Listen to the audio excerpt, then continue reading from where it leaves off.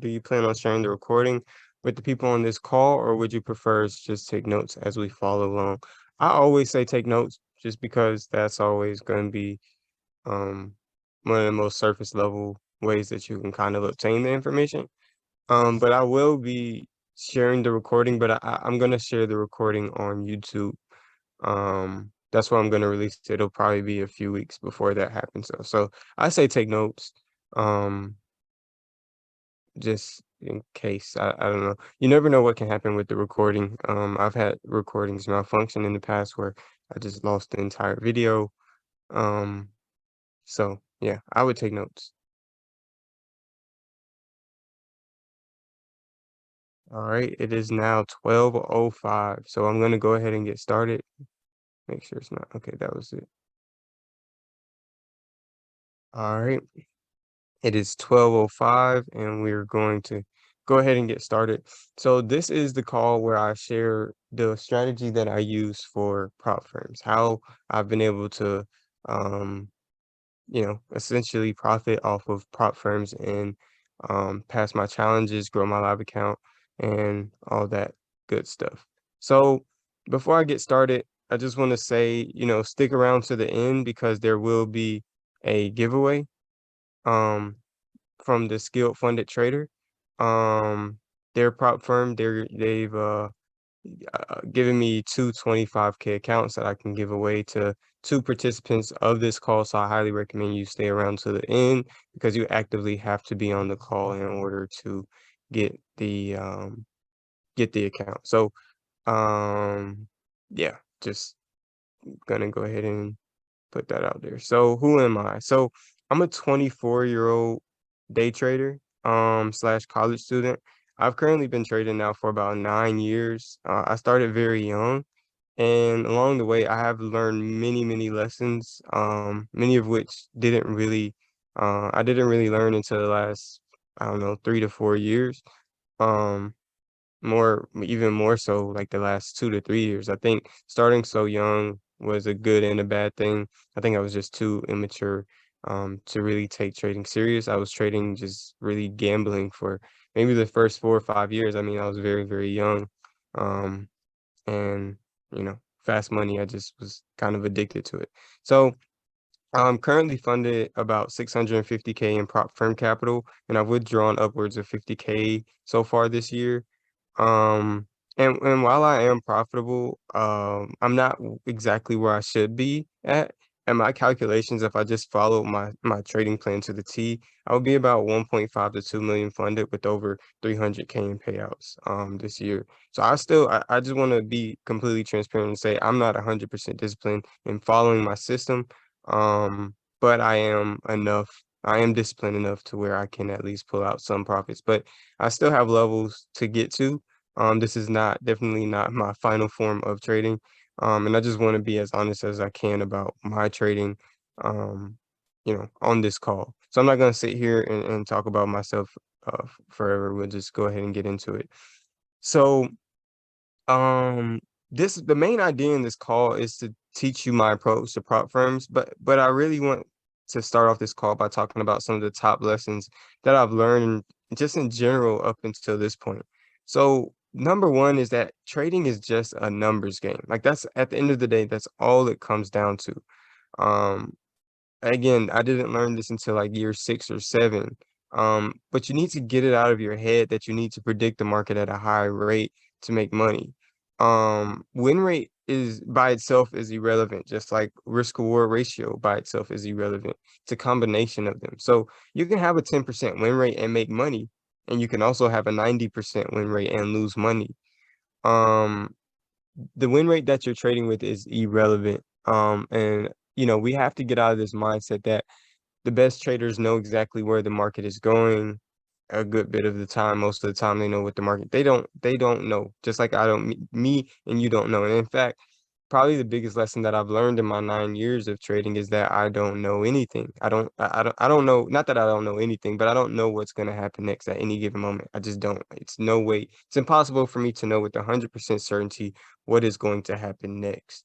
I can't put the odds on my side, but 100% certainty is um definitely not. not possible.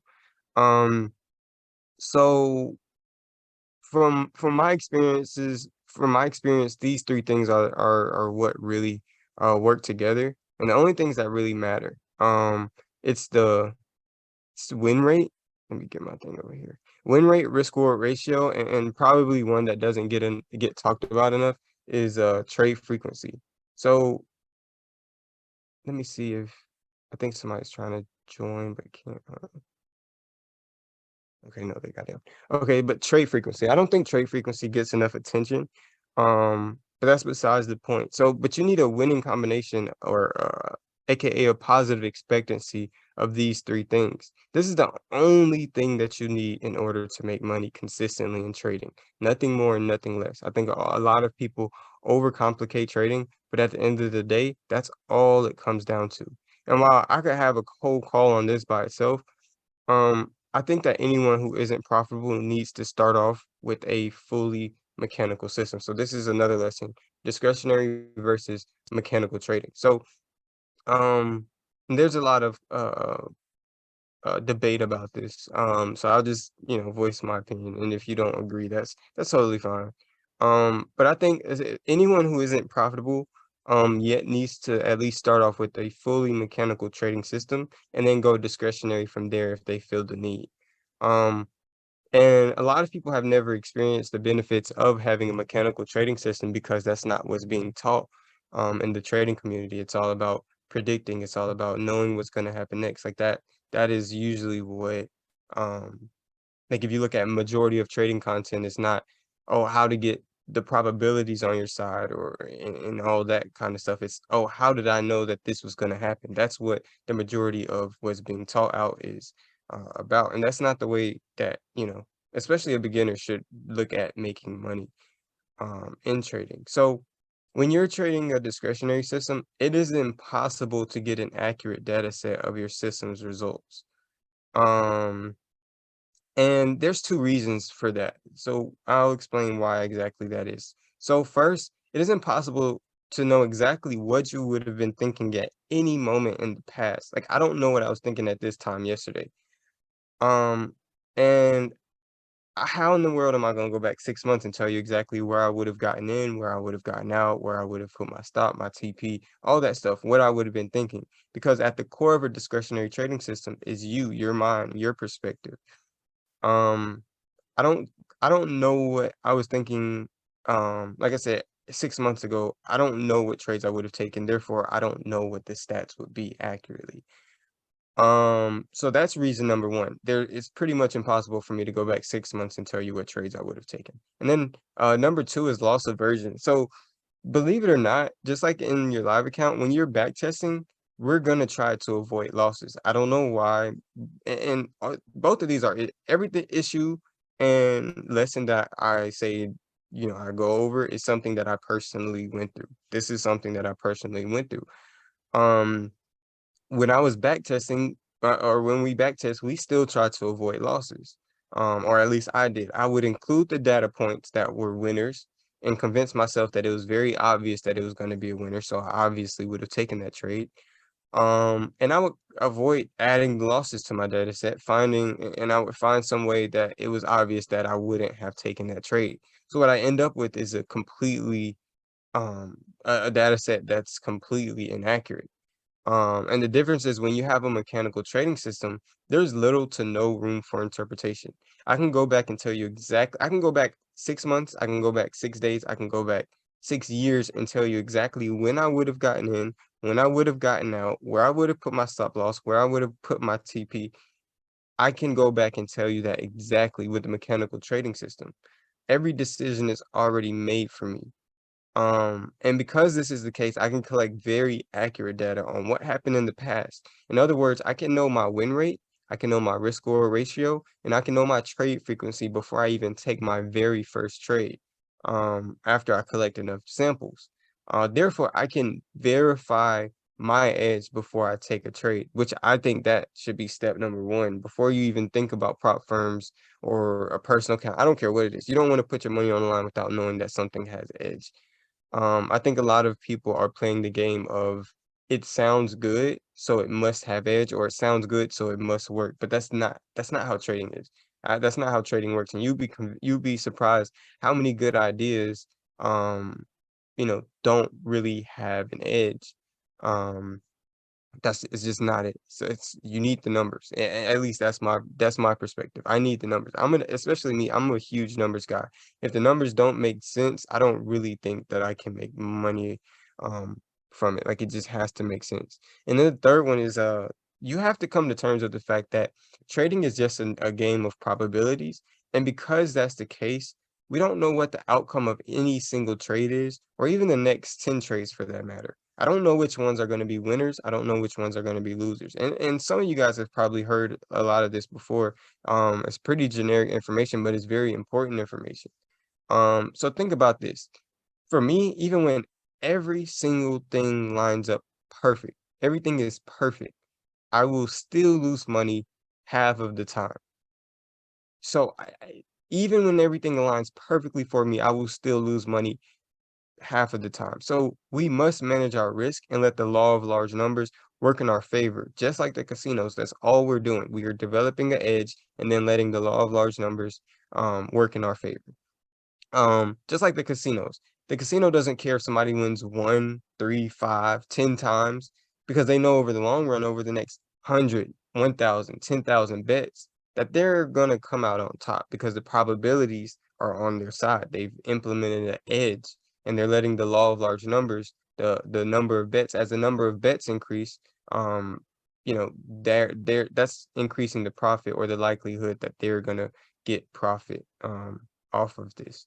Um, so the only way to let the law of large numbers work in your favor is through risk management. Through risk management, you can survive 20, 50, 100, 200 trades and let the numbers really work for you. Um, those are probably the top three lessons that I learned. These are very generic lessons. Well, number two might not be as common, but one and three are, pretty common things, but they're very, very important. And yeah, these are by far the top lessons that I've learned in regards to trading. So uh, this call will be broken into two parts, specifically for the challenges. So I have a conservative side, and then I also have an aggressive side. So the aggressive side is only for those that have built their foundation with prop firms. You at least have 50 to 100, maybe 200K in funding. The idea behind the aggressive side is not to build the foundation. It's to build on top of that foundation quickly. So if you're on this call, be very aware and don't try to skip steps. So conservative is for those that who aren't getting either consistent payouts, don't have much funding, or they don't have any funding at all. So you need to be very clear about where you are in this funding journey. So please be very careful and trade conservative if that's the category that you fit in. Don't try to skip steps and speed up the process. And I read a quote that I really liked not too long ago. I forgot which interview it was, but I wrote it down. It says, people who are trying to go twice as fast take twice as long, and the people who allow themselves twice as long get there twice as fast. So patience is key. You need to slow down, take it slow, because it'll take you longer to go from $0 in funding to 300K in funding than to go from 300K in funding to a million in funding. Like that, it can be very quick once you have that foundation. Trading is exponential. It's the same as a business. It might take you forever to go from $0 in revenue to $1 million in revenue, but once you hit a million in revenue, you might hit 2 million in revenue in half the time or a quarter of the time. Once you have that foundation set, that is when you can grow exponentially. So what is my overall approach to prop firms? This is unorthodox. And it might sound crazy at first, but I really want you guys to pay attention and I want you guys to take it in. If you find at the end of this call you don't agree with it and all I said was nonsense, then that's perfectly fine. But this works for me. It's unorthodox. I haven't heard anyone really talking about it in this regards and this specific. So this might change how you approach prop firms, and this might completely, honestly change your life if you can apply it properly. So I don't want you to see this picture and think that my strategy is just to put it all on black.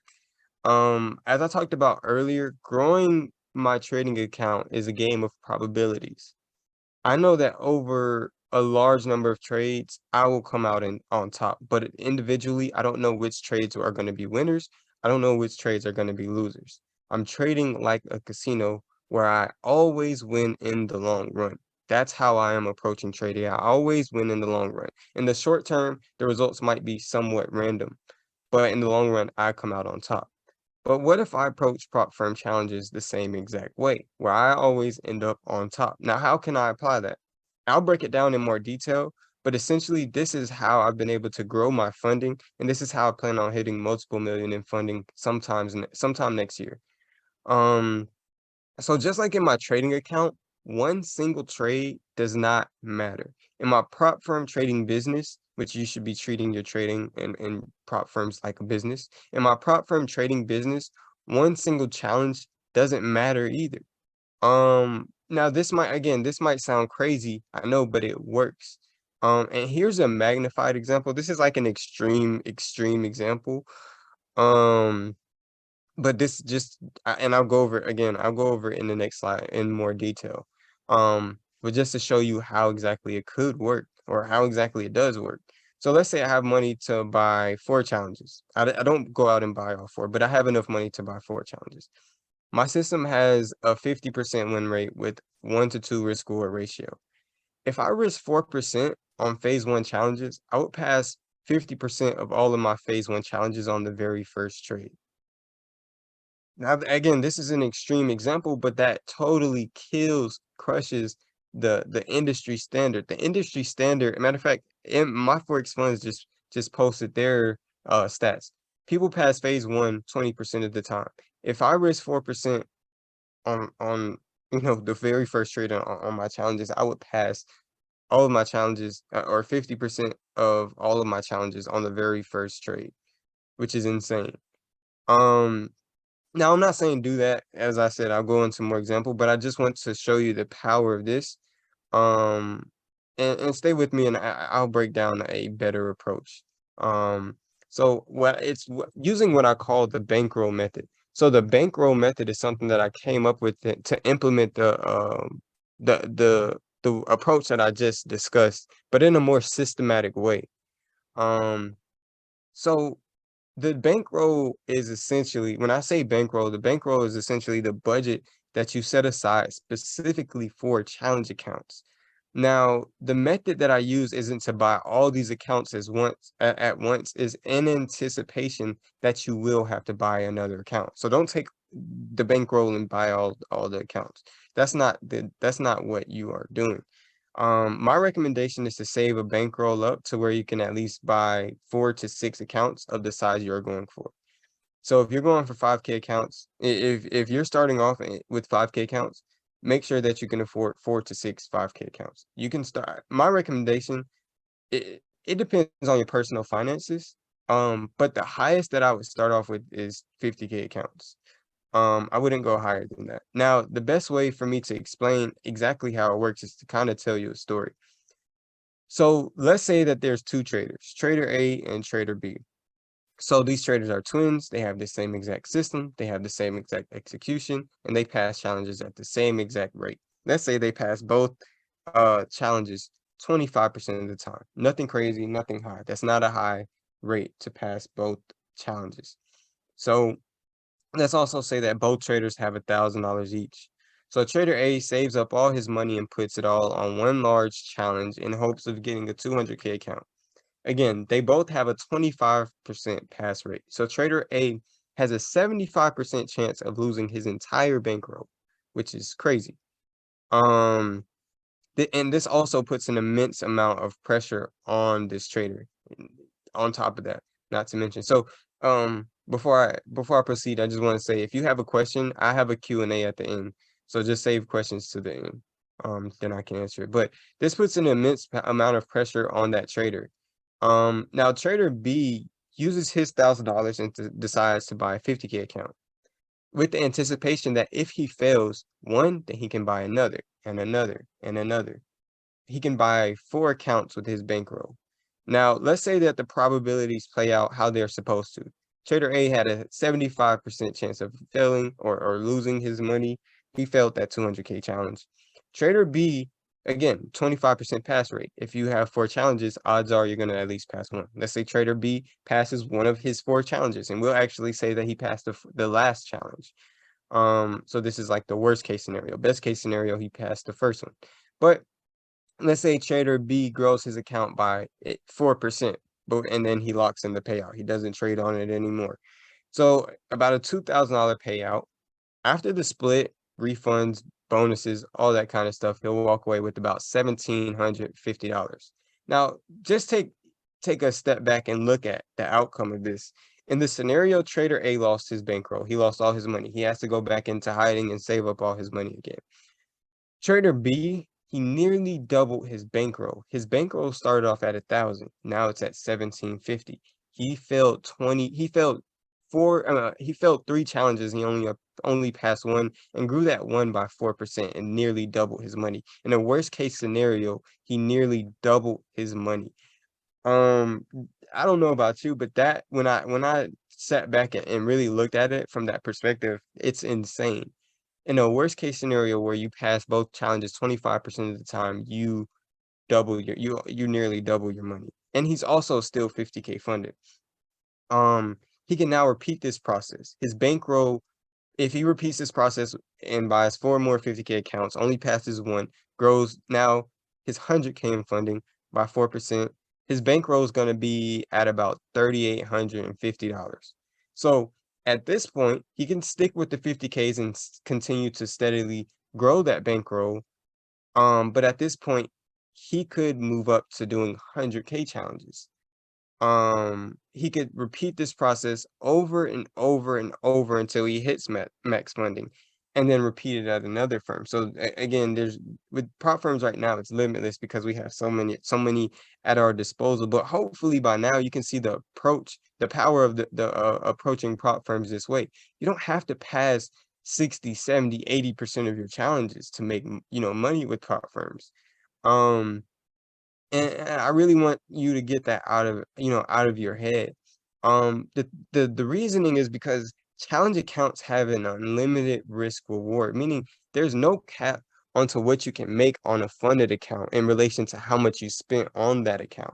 You really have to look at this from a business perspective. You want to look at it at the ROI. So with that being true, again, you don't have to pass at a high rate. Just like imagine a trader who had an unlimited risk reward ratio like on his trade. So I mean, essentially he could have a 1% win rate and make money. That's essentially the opportunity that we have with prop firm challenges or prop firms just in general.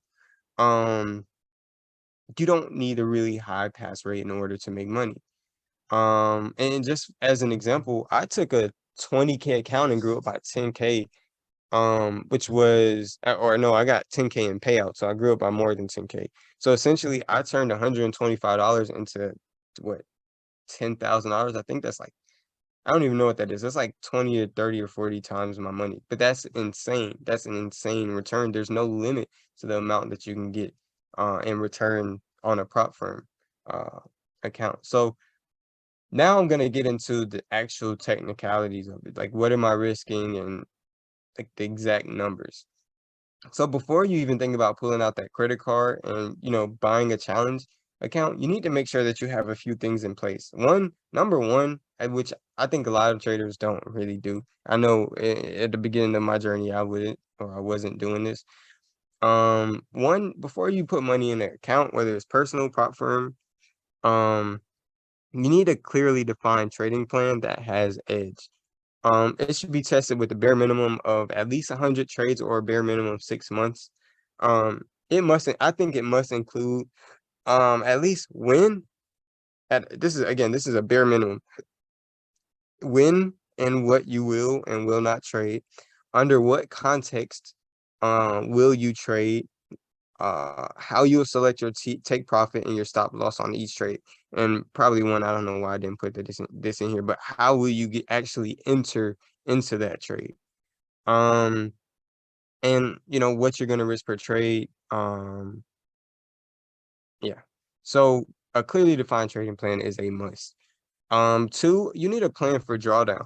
So trading under drawdown is one of the most difficult things to do, but by far it is the most essential skill that you'll need under your belt. I have a small tactic for it, but the psychological part will be 100 times more difficult. And I'll go over exactly what I do in the coming slides. But you need a plan for drawdown. And then third, you just mentally need to accept that failing the challenge is perfectly fine. And in turn, um, you accept the risk of whatever you paid for that account. If buying a 200K account is not in your personal finances and you can't take that blow, which is a big blow. um Start off with 20K, 10K, 5K if you have to. Start off with small accounts and something that you're fine with. 100, I think 10Ks are like $80 or something like that. 20Ks are like 100 and maybe 150. Find the number that you can risk. And obviously you want to do this, but with the bankroll. So if you have $500, you can buy, what accounts can you buy 4 to 6 of? So you kind of want to accept the risk that you can fail the challenge. And more than likely you will fail some. And without one of those three things, you're not ready to take a challenge, especially 1 and 3. Without those, you don't need to be taking any challenges. So on this webinar, we'll say that you're taking the Skilled Funded Trader Standard Challenge. You'll have 10% max drawdown, 5% daily drawdown, 8% profit target on phase 1, and 5% profit target on phase 2. So this is the example that we're going to go with for the remainder of this call. And again, I said this split in 2 parts, conservative and aggressive. So first part, phase 1, conservative. So in phase 1, I need to be aggressive. This was especially true when you had time limits, but because we have no time limit, we can now use a magical tool called controlled aggression, aka dynamic risk, meaning you can add risk after you build a buffer, and you can lower risk as you enter drawdown. It's very powerful, because by doing this, your losing periods will have less impact on your equity curve, and your winning periods will have a larger impact on your equity curve. So that flatlines drawdown and explodes, your winning periods, explodes the P&L on your winning periods. So the exact percentages that you should use should be adjusted for your system stats. But for this example, I'm using my system stats. My system has about a 50% win rate with a 1 to 2 risk reward ratio. So a dynamic risk, you need a floor and you need a ceiling. You're not just going to keep lowering risk until it's at 0%. And you're not going to keep increasing risk until you're risking the overall max or the daily drawdown. The lowest that I drop my risk down to is 0.25%. And the highest that I'd increase it to is 1%. Again, this is conservative. So if I were to go, this is the tactic that I would use. If I were to go down 2% on that account, I'd cut my risk in half and keep it there until I could recover from my drawdown. So then I would be risking 0.25%. I would start off risking 0.5%. And if you go down 2%, cut risk in half. If you go up 2%, then double your risk to 1% and only reduce it back if we go down to break even. Very simple. So I do not recommend, again, going over 1% risk. Just keep it at 1%. And likewise, I wouldn't go under 0.25% risk per trade. While this is not the fastest way to pass phase 1, I want you to remember this slide that I had with the turtle and the hare. This is you building your foundation. In building your foundation, you are the turtle. You'll have time to be the hare later, but right now you are the turtle.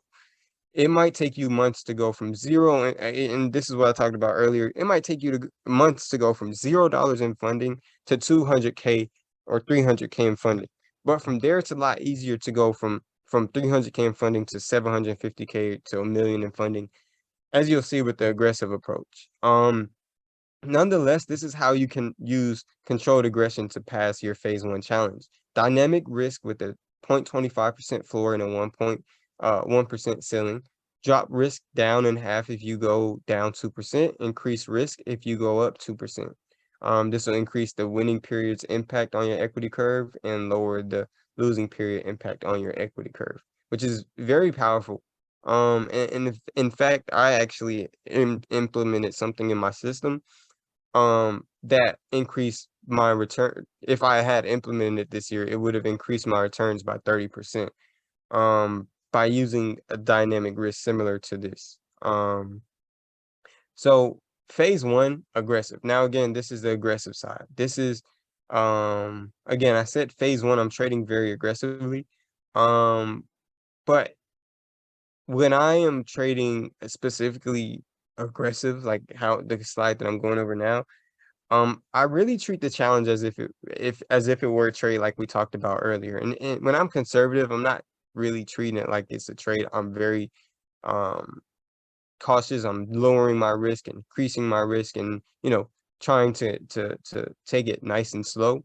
But when I'm aggressive, I don't care if I pass or fail the challenge. My number one goal is to increase my funding and just push out the numbers. Like that's it. That's all I care about. Just because the returns on the funded accounts is so high. But even still, statistically speaking, I still pass much more than I fail. When I'm trading aggressive for the simple fact that my system has a very consistent edge. Um, and this is the way that I go about this is just super simple. When I'm aggressive, I'm simply risking 2% per trade with a 2 loss max per day. So there are times where I'm trading extremely aggressive. Like sometimes I will be extremely, extremely aggressive and I will risk 4% on a trade and target 2R. If I hit my take profit, I pass that challenge. And that's typically when you guys see me pass a challenge in a day. That's usually when I'm trading super aggressive. I really don't care about passing or failing. But again, with which oh, yeah, change size. Um, so again, with my edge, even with doing that, I will pass 50% of all my phase one challenges on the very first trade, and then I'll slow down in phase two.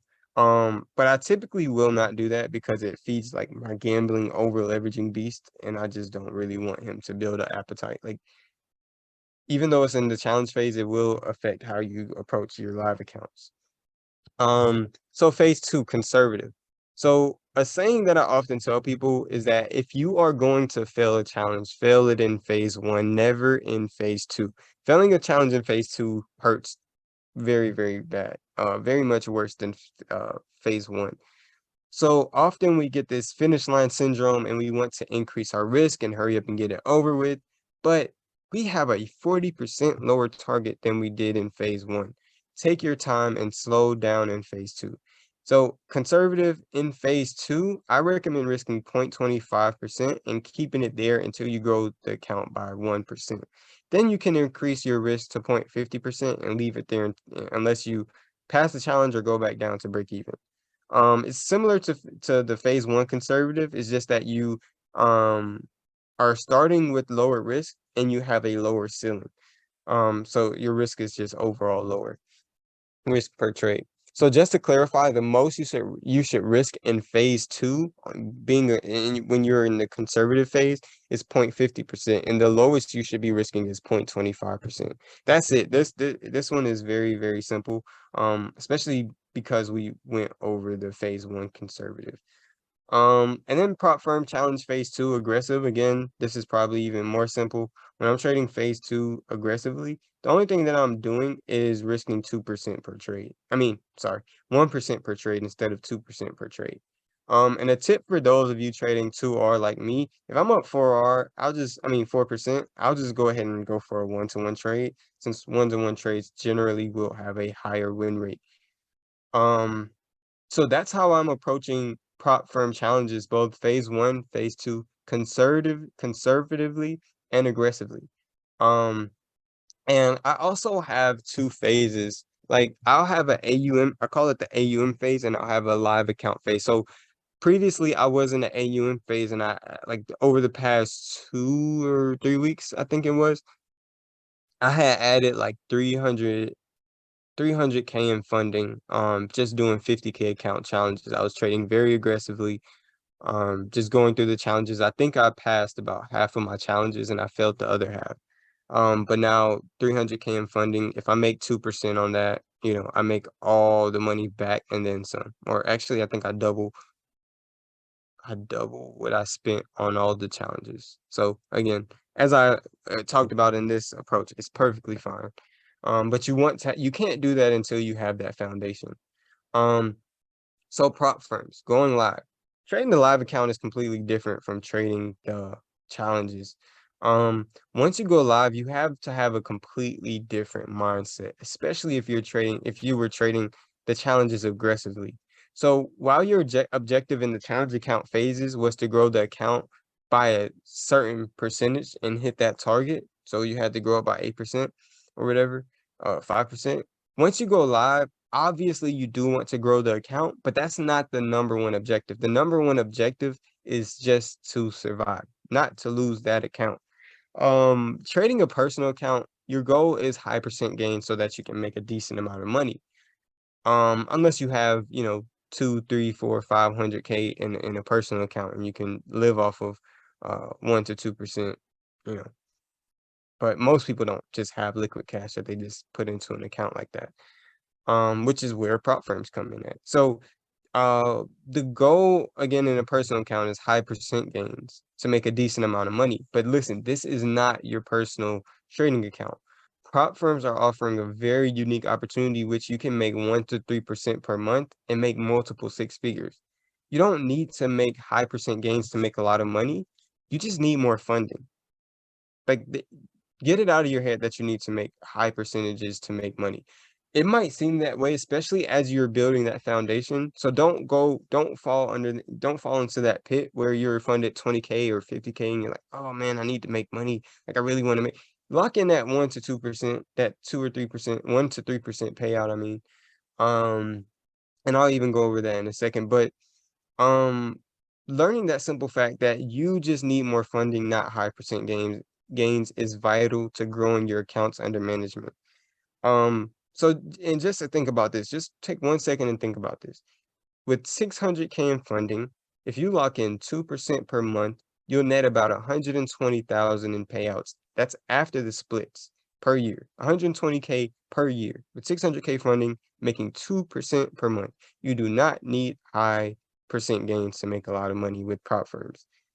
That's just, I mean, if you're 600K funded, like I mean, you can throw two, three, four, five, $6,000 into challenges and max out another prop firm in a week or two. Like once your funding grows, it becomes less and less difficult to grow that funding. Um, so once you hit these high ones, like honestly, you can hit once you hit 600K. Honestly, once you hit 2 or 300K, it gets a lot easier from there. Um, Now, when you get funded, this is very important. When you get funded, please do not think that that account that you've been funded with is the amount that you really have to trade with.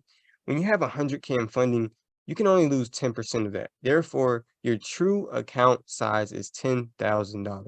And that's what you need to be basing your risk off of. My advice for trading, um, when you're trading live is to risk the same on this same amount on every single trade. I advise risking 1 to 4% of the overall drawdown amount.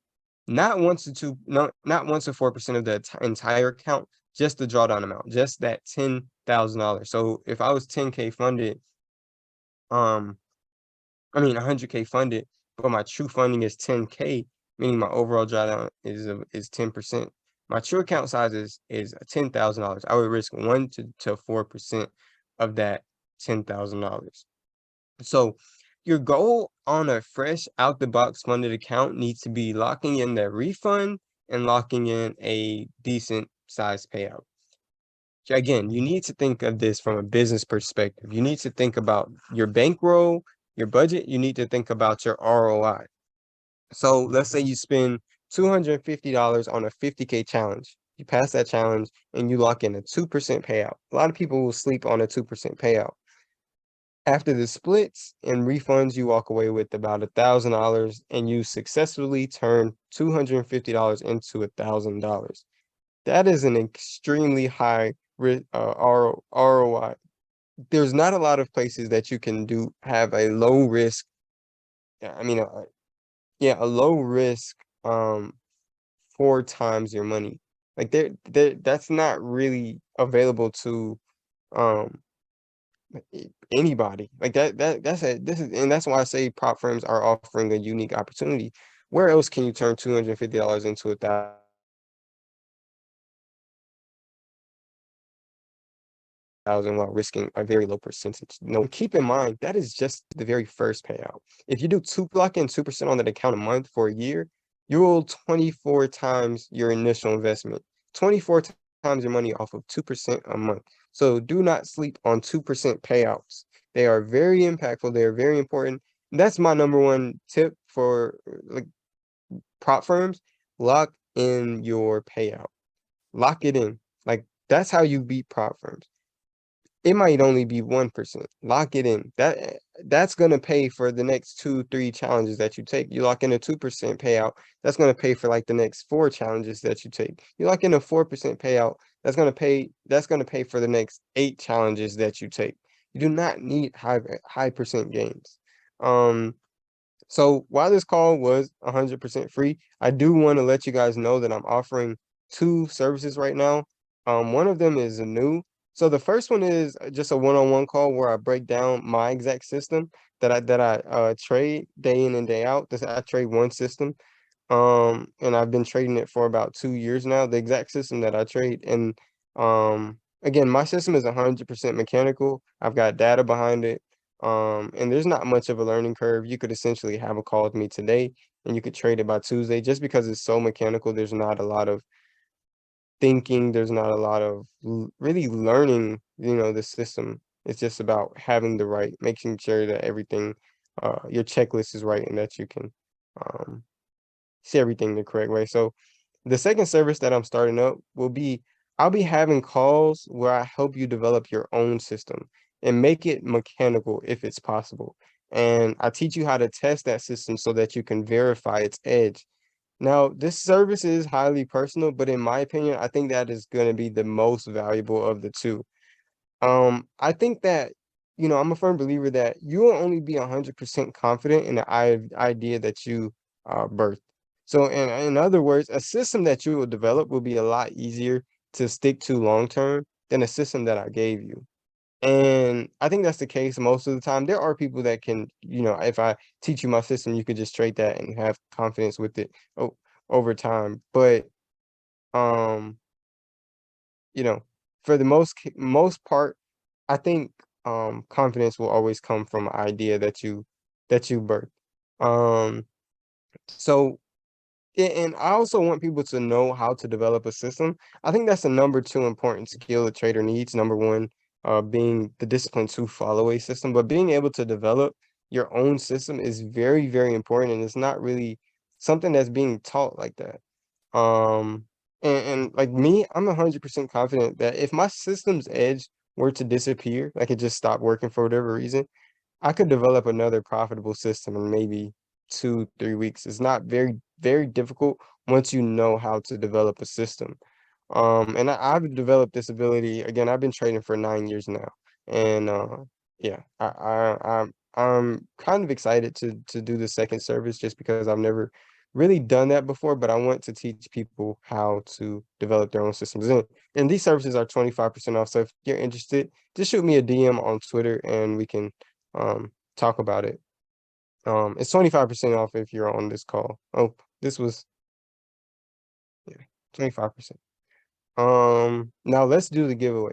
So if you're still on this call, there are 2 of you guys that are about to win the Skill Funded Trader 25K account. All right.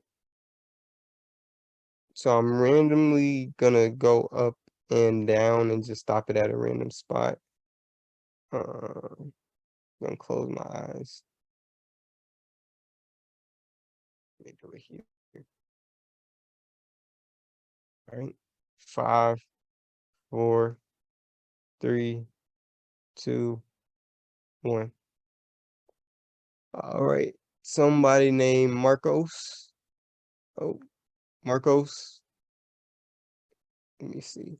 Shoot me a message on Twitter. Oh, where'd he go? Shoot me a message on Twitter, Marcos. Um, and I'll tell you what to do next to get that account. So I'll do one more and then I'll open up the floor for Q&A. Okay, ready? One, two, three, four, five. Ooh, I cannot say that. The pillow, um, Mo Molabatsy.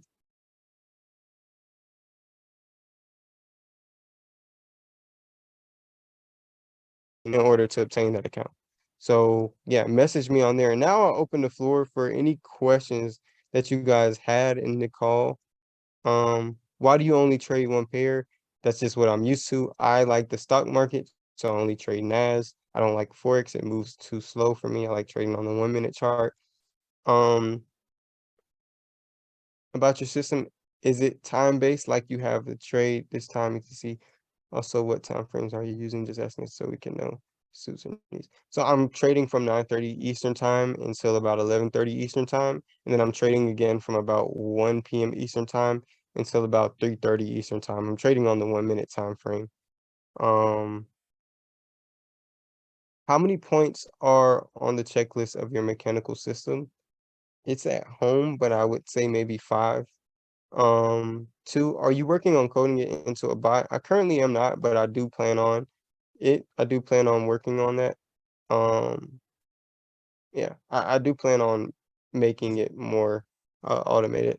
So who have you said the second winner is? It is the Pello Mobatsi. I don't know how to program yet, at least for the most part. So especially when it comes to like this trading system. I just don't know how. I know basic programming, and I also don't have the time being, I do one-on-one calls. I um play basketball. I mean, I'm a full-time college student. I trade full-time. Like it's just a lot going on. I will put time, especially after I graduate, put time aside to learn how to program it. I want multiple automated systems working for me. So for 10% overall drawdown with 0.50% per trade be okay? I think it would be. I think 0.50% when you're live is okay. Um I think maybe you want to implement some kind of dynamic risk where you go down to 0.25% when you hit a certain amount of drawdown. But I think 0.50% can be good depending on your win rate. If your win rate is under, if you have a low win rate, high risk reward trading system, I think you might want to start off lower than 0.50%. But if your win rate is at least 50%, I think you can risk 0.50% per trade. Which sessions do you trade? 9:30 Eastern time, to 11:30 Eastern time, and then 1 p.m. Eastern time until 3:30 Eastern time. What do you recommend for people with no capital for even a 5K account? I mean, you have to you have to find a way to get the money for that. I know a lot of you might be, not in, the best of places where you can just come up with money to buy a challenge, but I mean, I would try some freelancing work. I mean, I would try everything. I would be in people's DMs. Not I wouldn't ask for an account because you're not gonna get it, but I would ask, what can I do to help you? And things like that.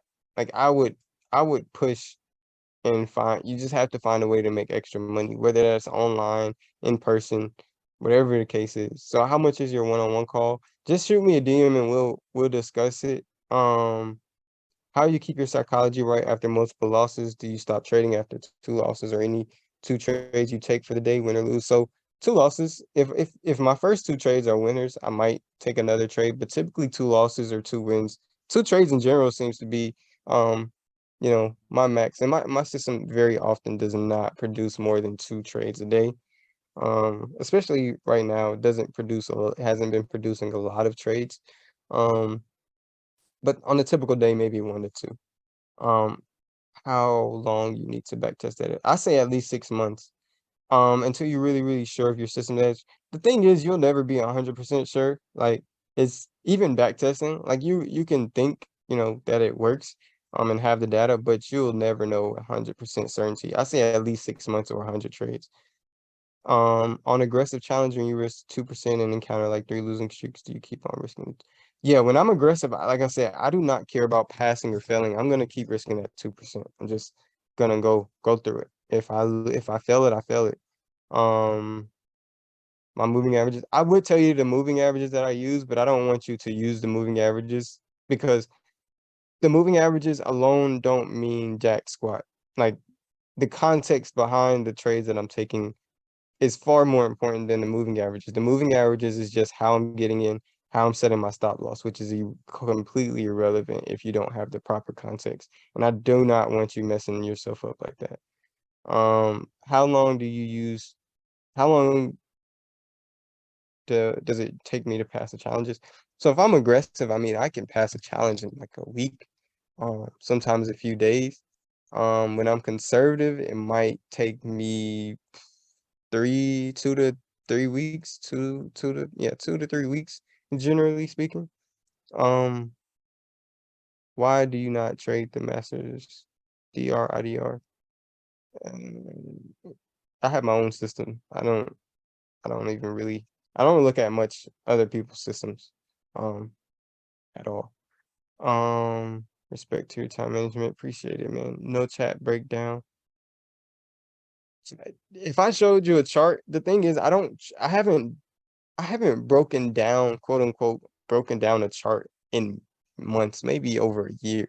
I don't predict anything in the market. The only thing that I do is um develop an edge and you know trade it. Like I don't predict anything in the market. If you show me a chart right now, I couldn't tell you what I think is, or I wouldn't tell you what I think is going to do. And that's another thing. When you do chart breakdowns and you're predicting the market, your ego is now involved. If you're being proven wrong, you're going to be very emotional about that. Um, so I don't do that no more. What's your take on trade copiers and trading more than one funded accounts? I use trade copiers. I like trade copiers. I like linking my accounts to smaller accounts. It's easier psychologically. And if you guys stick around, I'll show you guys like what it looks like when I'm developing my system. Like I'll show you the Excel spreadsheet that has all of my trades in it. So just stick around for a few more minutes. I'll answer some more questions and then I'll go there. Uh, so I'll show you the data, but it's about a 47% win rate and uh 2 to 1 risk score ratio, meaning I'm making $200 for every $100 that I risk. Um, basing our risk off of total drawdown isn't only when you're yeah, when you're funded live. No, the evaluation phase is just you have to be somewhat aggressive to pass these challenges. But when you go live, again, you don't have to do that. So only when you're live. Can you get the slides from this call? So I will post this call on YouTube so you'll get, this entire call. I started using your system, Purge and Pop. That was the old one, Purge and Pop. It was giving me a good win rate between 60-70% using it only in the you were trading in Euro USD. Any advice? So um man, no, if you're trading it and you have a 60-70% win rate, I mean that's perfect. Just keep doing what you're doing. Um yeah, just keep doing what you're doing. If it's working, don't mess it up. Um building a mechanical entry in the lower time frame in the direction of bias using indicators. Yeah, definitely. Rumi K, shoot me a DM on Twitter and we'll talk about how we can make a mechanical entry system. Um, yeah, that's that second service that I want to start. Can we learn for free from you, or how much is it to learn your strategy? Just shoot me a DM. What is your max amount of trades per consecutive phase one and phase two? Um, I don't understand that question. Max trades a day, just whatever my system produces. Um, yeah, just how much ever my system produces. But I mean, mentally, I can't handle more than 2 or 3, max. So max 3. What trading book helped you along your journey? Trading in the Zone and the mental game of trading is huge. Um, let me see. Will this be recorded? It is recorded. It is recorded. See, no, I set TP hard TPs on my trade. Sorry, Bill Bear. What did you say? Entry. time frame is. I trade on the 1 minute chart. How many trading plan strategies do you currently have? I have one. I did have three, but I cut the other two out just because one that I traded was far more consistent and I wanted to just focus on that. Do you have losing streaks and for how long? Yes, I have losing streaks. I think the longest losing streak that I had this year was about 5 trades in a row. For profit style money rule. Definitely implement this. Who is your mentor? I don't have one. I just learn from many people. What advice would you give someone who has failed several accounts? Bro, I failed more accounts than most people have even attempted. And like when I say that, I'm being 100% honest. Like I failed more challenges than probably you got anybody on this call has even tried to take. So just keep going. I mean, for me, this is like this. It's like this or nothing. Like I can't picture myself doing anything else and being, satisfied with it. Um, so what has stopped you from going with the larger challenges? I don't know. I think it's because I trade so aggressively and I mentally the 50. At first it was just 20Ks. I could only do 20Ks and now I'm moving up to 50Ks. I think soon, maybe a month or two, I'll move up to only 100Ks. But just mentally right now, I'm getting used to the 50Ks. Collins, hit me up on Twitter. How do you deal with drawdown?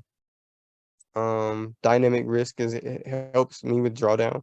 And just knowing that you can't win every time and you're not always going to be in profit. How many trades would you take to determine your win rate? At least 100? How do you handle the FOMO of taking trades? I have a very specific system. I have a mechanical system. Everything has to be true in order for me to execute a trade. I don't have the fear of missing out because if everything's not true, I'm not missing out on anything. It's not the only time I feel FOMO is if I'm driving or something and I get an alert on my phone that, one of my setups is forming and I can't take that trade. That's the only time I'll feel FOMO. If the market's moving without me but hasn't given me an entry, then that has nothing to do with me, my system at all. Do you move stops to break even? I do not move my stops to break even. The data that I have has shown that I have a negative, it affects my returns negatively when I move my stops to break even after 1 hour. Um, bro, you're having trouble holding trades to TP. Bro, you that means you're not accepting the risk of that trade. You are getting in the trade and trying to force it to be a winner, but you're fearing that loss, and because you're fearing that loss so much, it's what happens. Because you're so scared of that loss, you move your stop and then you get taken out for a break even or a loss anyways, and then it hits your take profit. You have to completely accept the risk of any single trade. Take the risk, and accept it. Accept that you're gonna have losses. That's just part of the game. Part of the game. That's probably the most important skill that you can create or have is being able to accept your losses. Yeah, shoot me a DM. Is your system trend based? Yes, it's trend based. It's where'd that question go? Oh, yes, I use a few different indicators to frame the context behind my trades when I'm trading. Um, it can't because I'm trading on the 1 minute, it can work when the higher sometimes it can work when the higher time frame is ranging, but in my experience, it works best when the higher time frame is trending. So I want to show you guys like what it looks like when I'm back testing. Like I won't go into, complete detail about it. Where here it is. Okay, so but this is like when any decision, any idea that I have to run it through Excel. I have to run the numbers because again, for me, trading is a numbers game. If the numbers, why is it not? Oh, let me pull this down.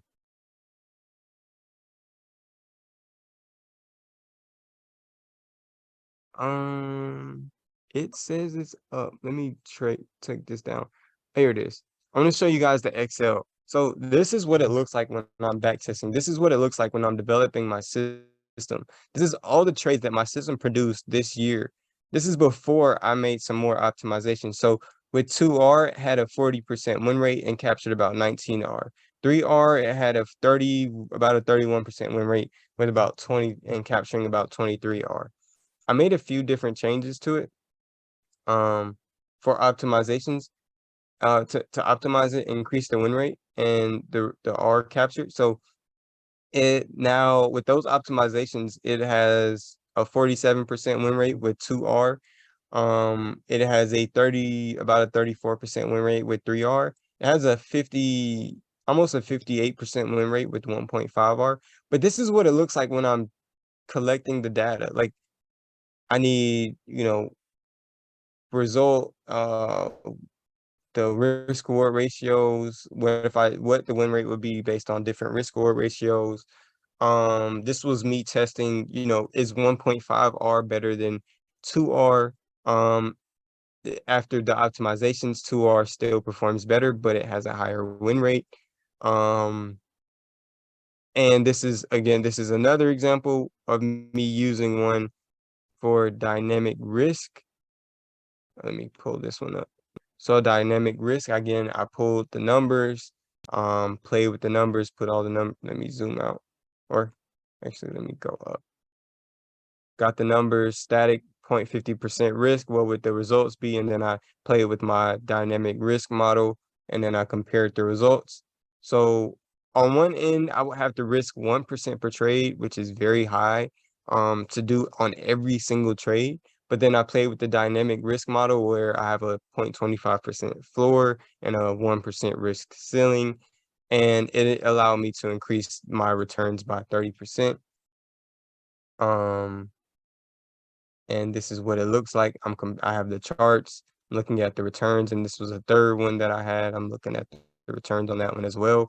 But I'm looking at the numbers. Anything that I add or change about my system is not based on a hunch. It's not based on, oh, moving my stop to break even sounds good. No, I'm going in, I'm gonna look at what that change will do to my numbers. If it hurts my numbers, I'm not considering it. If it increases my numbers or makes my system better, I still might not implement it if it doesn't increase it by that much, but adds a lot of complexity to my trading. Um, but I'm looking at the numbers. I'm not just adding and doing random stuff like, and this is some more dynamic risk models I'm playing with. And then I kind of look at the numbers, the returns on it. So risking just 1% produced a pretty nice return, but I do not want to risk 1% every single day. I think that's just too high. And then this was a dynamic risk model, and all of these are different dynamic risk models. And then I'm looking at the overall return if I use those dynamic risk models.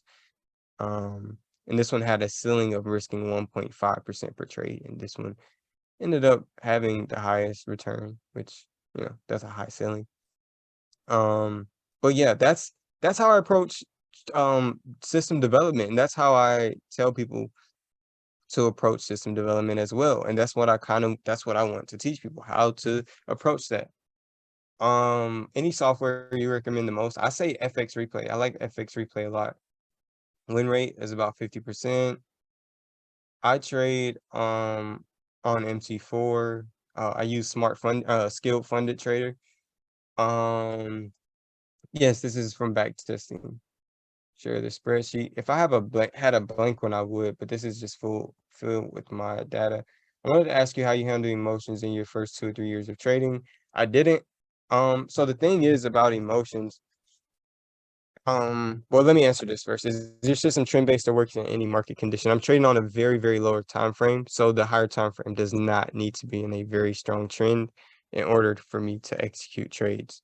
But I do need the lower time frame to be trending. So I wanted to ask you how you handle your emotions, and yeah, Marco, shoot me a message on Twitter. So handling emotions is something that is kind of complex, and it's different because you're not handling your emotions. And this is something that I just recently learned. The idea behind quote unquote handling your emotions or you know, fighting whatever it is. I forgot how people frame it, but it's completely wrong. Like control your emotions. The thing is, you will not be able to change how you feel about a situation. What you feel, how you feel is completely irrelevant. You can't do anything about it. The only thing that you can do is change how you react to an emotion. So taking a loss, I'm gonna feel the emotion of anger or whatever. I'm gonna feel that regardless. And now the reaction that I take is gonna be completely up to me. Am I going to revenge trade? Am I gonna um be very intentional about my next trade and make sure I execute that one without doing something dumb. Am I going to close my computer down and go for a walk or go to the gym or go get lunch, or what am I going to do? My reaction to my emotions is the only thing that I can control. I cannot control how I feel, um, or the emotions that I feel. For that, I would look into Jared Tendler's work, The Mental Game of Trading. He has a bunch of stuff on YouTube. I would watch a YouTube video and then determine if you want to get the book. I highly recommend the book. It's a system for improving your the mental side of your trading, which is, as you guys already know, very, very, very important. Can we see your system on chart or go over the last week trades? Eh, I mean, why not? I'll share a few trades. I won't go in detail about what got me into the trade, but I'll show you the trade that I took.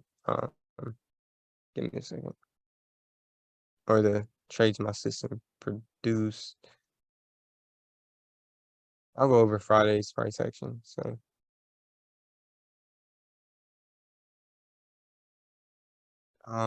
the first trade that we got that I took was the buy, which I posted on my Twitter. Um We close inside here, which is my slow cloud, which is what I need. I need price to pull back and close inside of here, which we got on this candle. Then I need price to close back above. And that is not just it. It's more things, but this is, again, the moving averages is just how I enter. There's a whole context behind it. I think I entered around the middle of this candle and my stop loss was just below here. Um, I entered as it broke back above. I didn't quite get 1 to 2 R. I do remember that, and I got out early. Um, with my live accounts, I'm not as flexible in my live accounts. I'm very strict. But in my challenge accounts, I will get out early. Um, and I just give myself a lot more flexibility on when I am trading challenges. But this was the first trade of the day. I got like 1.8 R off of that, and then the second trade, I wasn't technically, my system didn't produce it, um, but I took it, and this is probably the better one right here. So this is let me see. So yeah, my system, this I guess I won't even include it, but technically on the technical side, like the chart pattern, my system would have gotten me in here, stop loss there, and 2R got hit. I didn't take that because it didn't meet my other context. Um, and then yesterday was weird. We kept getting these deep pullbacks, so my system didn't produce any trades until here. So we got a trade here. Stop loss here. I don't even know if this one. Yeah, this didn't hit 2R either. So this was a loss. This week, I think I ended up like break even. Even overnight, it hit stop loss. So I think I took 2 losses and 1 win. So that week, that day, and then Wednesday, we got a trade here. So this was the other trade that I took. I don't think I took that next trade, um, just because it was so late in the day. I just was busy. So I took this trade, this buy, ended up being a loss. And then Monday and Tuesday produced no trades. So built into my system is a way for me to avoid ranges. And Monday and Tuesday were indeed ranges. So yeah. Starting your spreadsheet, how did you decide what to put in it? It's a constant battle of trial and error. But can you remind me of Twitter username? Yeah, my Twitter. It's a constant thing of trial and error, and just developing it in just that. Developing it in as you see something missing, then you add stuff. And that's why I want to do the service where I teach people how to do it too. I think it's difficult to learn on your own. Yeah, so my Twitter is Bull Bear, Bull underscore B3AR.